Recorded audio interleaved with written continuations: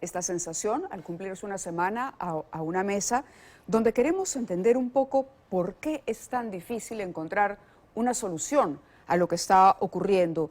En los diarios, en los medios, circula, por ejemplo, hoy un pedido para abrir un corredor humanitario para Gaza por Egipto. Por otro lado, Rusia insta a Naciones Unidas a un alto al fuego humanitario entre Israel y Hamás. Cuando conversamos con las partes nos dicen esto es muy difícil, no es tan sencillo. Y lo que quisiera es preguntarle, abrir con esa pregunta a nuestros entrevistados esta noche, ¿por qué es tan difícil? Dándole la primera opción a Farid. Farid. Bueno, las normas de Naciones Unidas establecen un marco para una eventual solución, ¿no? Israel debe retirarse de los territorios que ocupa ilegalmente desde 1967, debe obviamente cesar de construir asentamientos que también son ilegales en esos territorios, debe permitirse la creación de un Estado palestino y todos los estados de la región, obviamente incluyendo Israel, deben tener derecho a vivir bajo fronteras seguras e internacionalmente reconocidas. No voy a entrar a la discusión de por qué eso no se ha logrado, porque sería largo, pero en todo caso lo que sí es obvio es que en este momento la única de las partes que quiere eso es la parte palestina del mando de Cisjordania, la Autoridad Nacional Palestina. Lo quiere también, según su expresión, Yair Lapid, uno de los principales líderes de oposición en Israel, pero no es lo que quieren ni Hamás, que, digamos, dentro de su besanía, no solo ha cometido un crimen inenarrable, sino que además ha cometido un grave error político. ¿Qué es lo que quiere Hamás?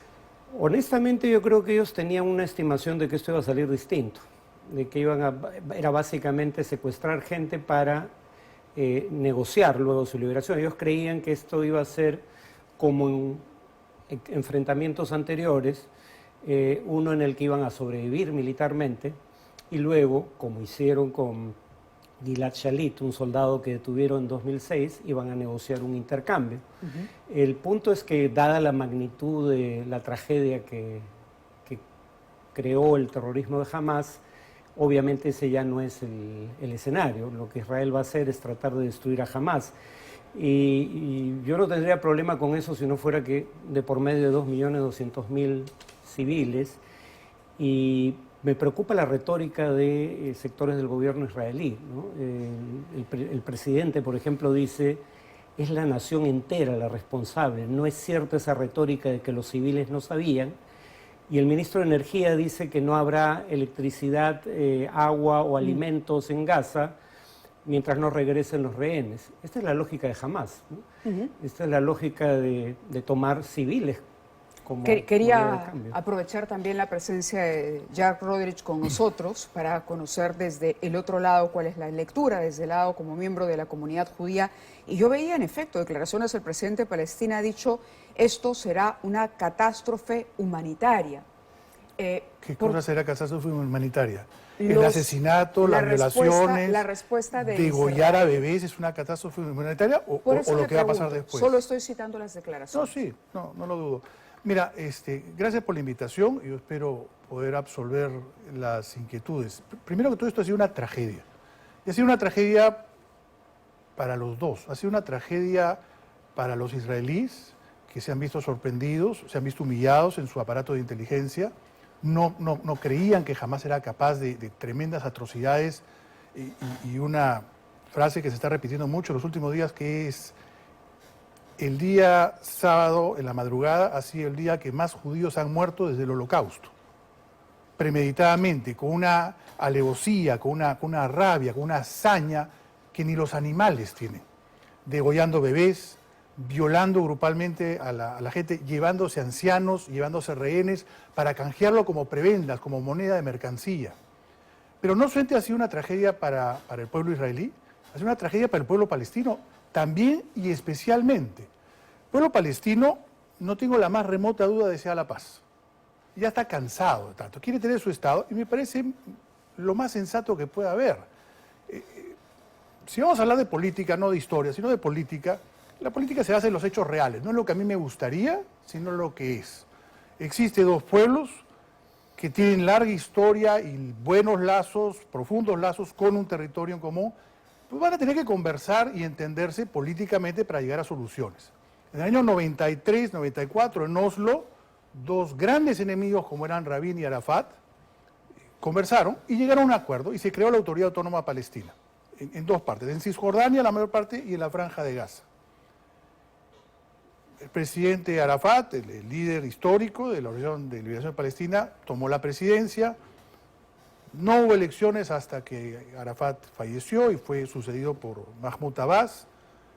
Luego de gobiernos muy complicados y con mucha corruptela, llega el año 2005, hay elecciones y gana Hamas, que es un movimiento intransigente financiado por Irán y que no quieren otra cosa más que el fundamentalismo islámico. Es más, mi estimado amigo Farid Kahat sería perseguido y probablemente asesinado si viviera en estos momentos en Gaza porque él es, tengo entendido, cristiano o de formación cristiana. Su familia cristiana, ok. La mayor parte de los palestinos de Latinoamérica vienen de Belén, Betlehem o de Bet Yala y tuvieron que escapar de allá por ser cristianos porque empezaron a venir los musulmanes y empezaron a hostigarlos y a hostigar los lugares sagrados que ellos cuidaban tan diligentemente. Entonces, jamás ha tomado al pueblo palestino de rehén. Y el pueblo palestino no ha logrado deshacerse de Hamas. En el año 2005, Hamas toma el poder y no lo vuelve a soltar nunca más. Entonces, ¿qué es lo que tenemos ahora? Claro, cuando los dirigentes israelíes dicen el pueblo palestino sabía lo que estaba sucediendo, sabían que eran utilizados, sabían de que los terroristas, los miserables de Hamas, se escudan detrás de ellos y ponen sus bases dentro de las escuelas, dentro de los hospitales, para que cuando vaya a haber una respuesta y una represalia, ellos son sus escudos humanos. Entonces, ellos son los que tienen que tomar una decisión política, porque claro, queremos paz, pero queremos tener un interlocutor válido. Jamás no puede ser un interlocutor válido. Lo que va quedando claro, por lo que escucho a ambos, es que la gente de ambos lados, las personas, porque caramba, gente de buena fe, quieren la paz. Y el asunto parece entrampado. ¿Es posible, por ejemplo, les planteo, establecer un corredor humanitario? ¿Es posible que otros países, otras potencias, de pronto formen una suerte de comité de observadores para conducir a una salida del conflicto, Farid? Honestamente, en lo inmediato no. Creo que Israel va a continuar hasta lograr sus objetivos, suponiendo que lo haga. El problema es, nuevamente, hay 2.200.000 civiles que no son responsables por los que hace Hamas, como los civiles israelíes no son responsables por lo que haga el Estado israelí. Por ejemplo, hay un ministro en este gobierno de Netanyahu, al cual Yair Lapid llama un criminal violento, ¿no? Porque además tiene 8 condenas a cuestas. Digamos, el liderazgo político de Hamas y el liderazgo político actual de Israel no están buscando la paz. Eso es más o menos obvio.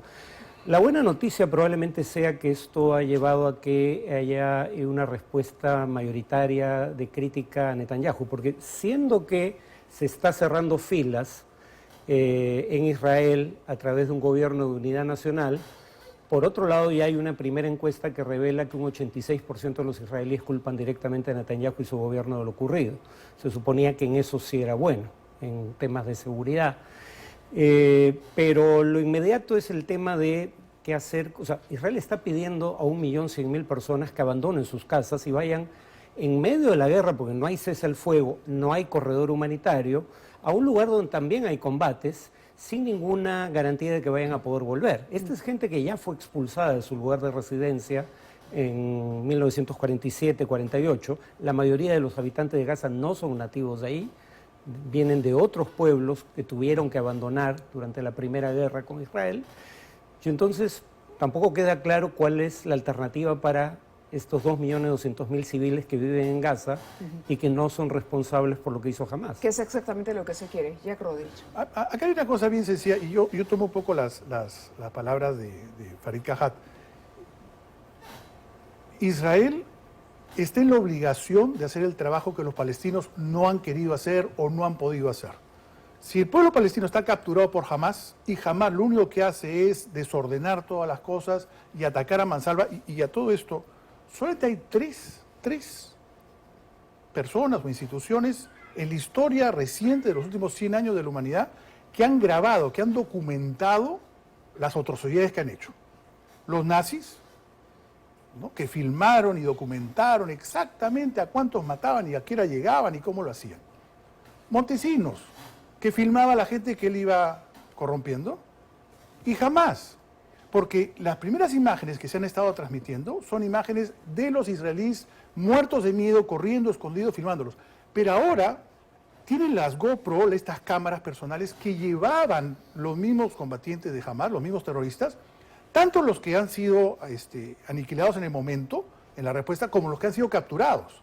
Y estamos empezando a ver cosas que son horrendas, pero horrendas. Es decir, hay un video que está circulando de un señor que está baleado y lo empiezan con un pico a tratar de desmembrarle un brazo. O sea, son cosas muy locas. Bueno, Israel va a hacer el trabajo que el pueblo palestino no ha querido o no ha podido hacer. Va a entrar a Gaza y va a buscar casa por casa y va de una vez y por todas a desarticular Hamas. Y la flota americana está ahí presente en el Mediterráneo para evitar que Irán, que es el gran financista, vaya a meterse. Porque el gran titiriterio de todo esto es Irán. Y así como Irán controla Hamas para sus propios fines ideológicos y religiosos, también controla a Hezbollah, que es otro grupo de terror que está al sur del Líbano, norte de Israel, tratando de lograr una guerra conjunta entre todos y que no lo logra hasta el día de hoy. Entonces, para poder tener, cuando terminó la Segunda Guerra Mundial, todos eran nazis. No había con quién formar gobierno. Y estaba la ocupación de los aliados en Berlín y en toda Alemania. Buscaron a alguien, algún interlocutor, y encontraron a Konrad Adenauer, que luego se convirtió en un gran estadista. Pero él estaba en el exilio. Habrá que buscar un líder palestino con el cual se pueda conversar. Mahmoud Abbas, claro, Cisjordania no se ha metido en todos estos pleitos, pero no es mucho mejor tampoco. Y no ha logrado generar ese desarrollo. Hace 18 años... Quería también darle el uso de la palabra a Fareed Kahar y preguntar, uno entiende aquí entonces que hay un tema de pelea por la tierra, pero también hay una a ver, la religión está en el fondo también de esto. ¿Cómo entender y hasta dónde podría escalar si, Fareed, como nos has dicho, no sientes que la solución esté pronta? Y ya hemos visto, por ejemplo, lo que ha ocurrido en Siria con 2 aeropuertos. Bueno, primero, el otro tema es, ya están destruyendo infraestructura civil masivamente, ¿no? Hay más de 18 locales de la Agencia de Refugiados de Naciones Unidas que han sido alcanzados por misiles israelíes. ¿Por qué? Naciones Unidas. No. ¿Por qué han sido alcanzados por misiles? ¿Cuál es la razón? No había nada ahí. O sea, hay 20 edificios alrededor, ¿por qué ese? ¿No será tal vez que porque ahí están escondidos los terroristas? No, lo dicen la Agencia de Naciones Unidas. Le he enviado a tu productora toda la información que estoy citando. Nadie corrobora la versión israelí de que ahí había armas o había terroristas. Está la gente de Naciones Unidas, que además hay 9 empleados de Naciones Unidas muertos. ¿Ya? Ahora, el señor Rodríguez decía, Estados Unidos está vigilando que solamente se ingrese casa por casa para desarticular a Hamas. ¿Y tú ¿Esto funciona? No, Estados Unidos no está para eso. Estados Unidos está para evitar que Irán intervenga. Correcto. Cosa que era altamente improbable de cualquier manera porque Irán, consciente de su amplia inferioridad militar, nunca ha atacado directamente a Israel o Arabia Saudita o Estados Unidos, lo hace a través de sus aliados regionales, grupos irregulares armados a los que financia. Los hutíes en Yemen, Hezbollah en el Líbano, Hamas en Gaza. Gaza no es Palestina y Hamas no es Gaza tampoco. Claro, ¿no? lo que voy es a que esto ha escalado y ya no estamos hablando únicamente de Israel y Palestina, sino que de alguna manera un conflicto de esta naturaleza plantea también una división en todo el planeta. Es decir, abre una recomposición del tablero geopolítico por la posición que adoptan determinadas potencias. Estados Unidos, Rusia, que habla también, que se ha pronunciado, la Unión Europea, por ejemplo. Hablas bien. Yo creo que luego del ataque de Hamas, la geopolítica mundial, de las grandes potencias especialmente, va a cambiar y va a cambiar profundamente.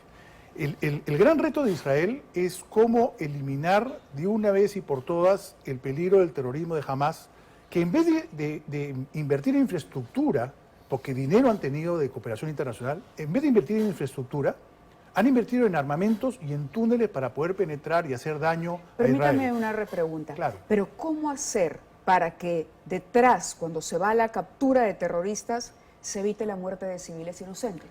Eso es la tarea más complicada. La próxima semana, cuando definitivamente deben pasar esa invasión, y lo que Israel hace es avisar, salgan del norte de Gaza porque vamos a entrar. Es decir, yo no conozco en la historia ningún ejército que avise a la gente, oye, por si acaso voy a entrar y voy a destruir, mejor córranse. Y cuando se habla de que Gaza está cercado, un ratito, tiene una frontera bien grande con Egipto. Egipto tampoco los quiere, porque no quiere que se cuele la gente jamás ahí. Porque Egipto ya pasó por el asunto del fundamentalismo islámico con los hermanos de la hermandad musulmana. Entonces, son los mismos palestinos los que tienen que decir qué cosa quieren. Lo que Egipto teme es que si la gente de Gaza pasa la frontera al Sinaí, Israel no los deje volver. Esta es gente que ya fue desplazada una vez y podría hacerlo de nuevo. Además, Egipto recibe 1.300 millones de dólares de ayuda norteamericana para cooperar en materia de seguridad con Israel. O sea, por eso yo decía, no es imposible tratar de entender este conflicto si no tomamos en cuenta las posturas que van adoptando las potencias en el mundo. Pero, entre tanto, por ejemplo, hay necesidad de agua, hay necesidad de alimentos, ese es el hay punto. necesidad de Y medicinas. Israel es el que no está permitiendo que ingresen. Como Eso no es una hicieron la decisión infraestructura oficial. de acá en su momento, la central eléctrica está en territorio israelí. ¿Egipto podría Entonces, permitir ese corredor humanitario, Farid? Es que necesita el consentimiento de Israel, eso no depende de Egipto únicamente, pero sí se Pero está intentando, se está negociando esa posibilidad. Egipto no necesita el consentimiento de Israel para poder decidir sobre su territorio y a quién deja entrar y a quién no. Estamos hablando de corredor humanitario en Gaza. La cosa es de que tengan hacia dónde ir. Están avisando que va a entrar el ejército. No hay ejército que tenga esos estándares morales para poderlo hacer. No hay santos en ninguna guerra. Necesariamente se tiene que eliminar el peligro de Hamás y el peligro del terrorismo, tanto para Israel como para Palestina. Tiene que haber un Estado palestino, y esto lo digo sin ningún embaje, pero tiene que haber un Estado judío también, tiene que haber el Estado de Israel. Y hay que reconocer que los dos Estados deben convivir juntos. Pero para eso tenemos que sacar a los radicales de adentro. Como digo, si hubiera forma de que jamás desaparezca sin que mueran civiles, yo estaría a favor. Y como no hay, ¿qué cosa hacemos? Pero bueno, el tema es que además no es cierto que Israel tenga esos estándares que dices, ¿no? O sea, en 2014, una incursión mucho menor, mueren 2.200 personas, 1.462 de ellas eran civiles, 2/3 partes de las víctimas fueron civiles. Pero en todo caso que, por suerte, él no está de acuerdo con el gobierno actual de Israel.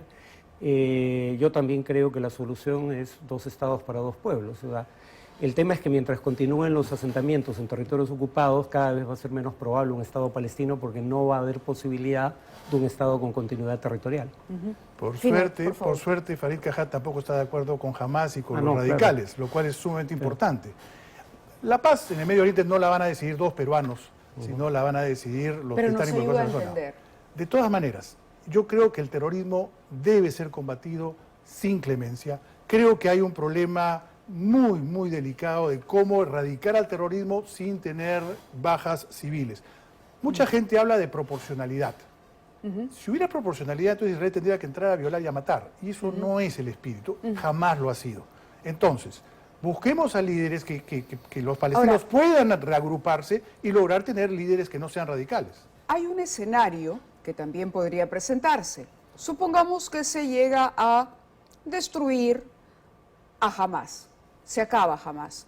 Pero ¿qué pasa con Hezbollah? Usted ha dicho, hay otros grupos. ¿Qué pasa con el Estado Islámico, por ejemplo? No, pero el Estado Islámico es un grupo con una agenda transnacional, no tiene que ver específicamente, ni siquiera con el Medio Oriente. Su principal base de operaciones ahora es el Sahel, en el África. ¿Y Hezbollah que ha dicho que está dispuesto a contribuir al enfrentamiento contra Israel? A ver, ese es un frente que podría estallar, pero Hezbollah ya cometió un grave error de cálculo en el 2006 cuando lanzó un ataque contra Israel esperando una respuesta mesurada. Y la respuesta israelí fue una invasión que destruyó buena parte de la infraestructura civil del país. Nadie en Líbano quiere repetir esa experiencia, ni siquiera Hezbollah. Además, Líbano es un país que se ha convertido para efectos prácticos en un Estado fallido. Su gobierno es interino, no logran elegir un gobierno, su deuda pública es insostenible, la economía está en bancarrota. Pero en tanto siga habiendo intercambio de fuego, no desaparece la posibilidad de que eso escale. Pero en todo caso, Hezbollah, su reivindicación tiene que ver con un espacio menor. Israel se ha retirado para efectos prácticos de virtualmente todo el Líbano. Ese es un escenario en donde se podría mantener un cese al fuego inestable, pero cese al fuego al fin, indefinidamente. Lo interesante es de que el único corredor terrestre que existe entre Irán y el Mediterráneo pasa por Siria, pasa por el Líbano. Entonces, a la hora de bombardear dos aeropuertos claves en Siria es justamente para que no puedan llegar suministros, probablemente desde Irán, para poder alimentar más armamento en vez de mejor infraestructura, ¿no? Sí, Eso es un poquito lo que está sucediendo. Putin está feliz de la vida porque la atención mundial se alejó de Ucrania y está dirigida hacia el Medio Oriente para variar. O sea, la geopolítica es algo que involucra demasiados actores. Entonces, a veces es como jugar billar. Hay que darle acá para que resulte por allá. Tenemos 2 minutos, minuto y medio para cada uno. ¿Qué les gustaría decir sobre esto? Yo digo, a ver, nos decía, bueno, somos peruanos, de pronto estamos al otro lado, pero caramba, estamos con ustedes acá en la misma mesa. Ambos están expresando su deseo de llegar a la paz. Creo que las comunidades respectivas en nuestro país también se puede por lo menos tener a gente con opiniones diferentes sentadas alrededor de una mesa. Bueno, Farid. mi padre tenía un gran amigo con el que hablaba en árabe, yo siempre creí que era árabe y me dijo, no, es judío. Schneider, si no me equivoco, judío egipcio. O sea, que no se cree en todo caso que este es un problema que tiene siglos. Este es un problema nacionalista del último siglo. Correcto. Pero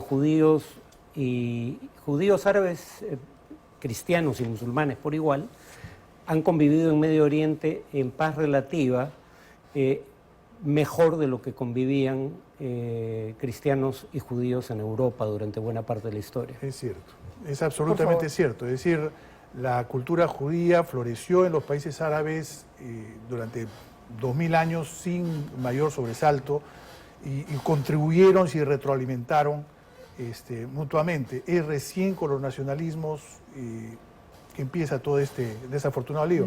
Me encantaría que entre Farid Cajat y yo podamos resolver el problema de Medio Oriente. Creo que eso no va a poder ser logrado, pero de todas maneras, un llamado a la paz, un llamado a la cordura, indudablemente una condena enérgica a todo movimiento de terror, a todo intento de utilizar políticamente para beneficios personales este tipo de conflictos. Ha sido una desgracia, ha sido una tragedia.